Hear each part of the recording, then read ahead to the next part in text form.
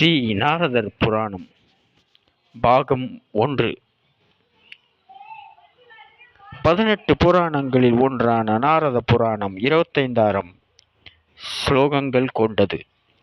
ஒரு சமயம் நாரதர் சனத்குமாரருக்கு கூறிய நாரத புராணத்தை சூதர் மற்ற முனிவர்களுக்கு கூறினார். சனத்குமாரர் நாரதரிடம் அவர் திரிலோக சஞ்சாரி என்றும் விஷ்ணு பக்தர் என்றும் கூறி விஷ்ணுவின் மகிமைகளை கூறுமாறும் தியானம் வெற்றி பெற ஆற்ற வேண்டிய வழிமுறைகளையும் கேட்டனர். அப்போது பகவானை தியானித்து நாரதர் கூறலானார். பரபிரமமாகிய பகவான் அயன், ஹரி, அரண் என்ற 3 வடிவில் முறையே ஆக்கல், காத்தல், அழித்தல் ஆகிய காரியங்களை செய்கிறார். பிரம்மன் என்பது பேரண்டமே என்பர். இறைவனின் பெண் வடிவம் சக்தி. அது வித்யா சக்தி, அவித்யா சக்தி இருவகை. இந்த சக்தியே ஹரியின் லட்சுமியும், பிரம்மனின் சரஸ்வதியும், ஈசனின் பார்வதியும் ஆவார்கள். உலகம் நீர், நிலம், காற்று, தீ, ஆகாயம் என்ற 5 பூதங்களானது.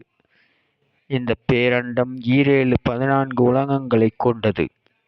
இந்த பூமி 7 தீபங்களாக உள்ளது.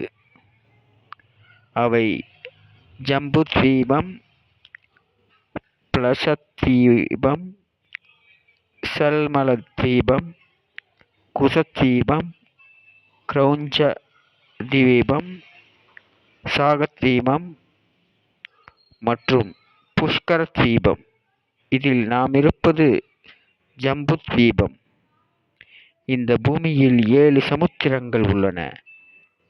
அவை லவணம், இஷு, சுல், சர்பத், ததி, நெய், ஜல சமுத்திரங்கள் ஆகும்.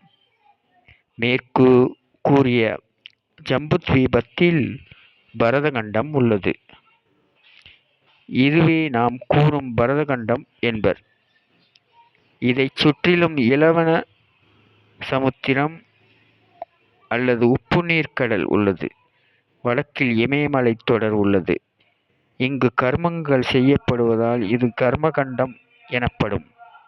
ஒருவர் செய்யும் கர்மா அல்லது காரியம் பலன்களை அளிப்பதால் இது போகபூமி என்றும் அழைக்கப்படும். பலனை எதிர்பாராமல் செய்யப்படும் காரியம் அல்லது கர்மத்தை நிஷ்காம காரியம் என்பர். இதைத்தான் மனிதன் செய்கிறான், இறைவன் முடிக்கிறான் என்பர். இது ஒரு சாத்வீக புராணம். தொடரும். வாழ்க வளமுடன். நன்றி.